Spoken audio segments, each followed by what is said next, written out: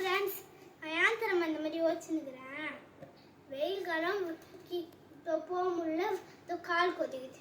மழை காலத்தில் வெளியில் போக முடியல, நஞ்சிடுறோம். இது ரெண்டு காலத்தில் எங்கே தான் போகுது நீங்களே சொல்லுங்க.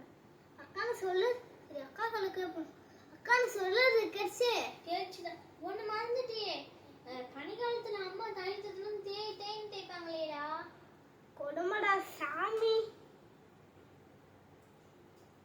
ஹாய் ஃப்ரெண்ட்ஸ், உங்கள் வீட்டில் இது ஏதாச்சும் சொல்யூஷன் கிடச்சிட்டுன்னா கமெண்ட் பண்ணுங்களா சொல்லுங்கள்.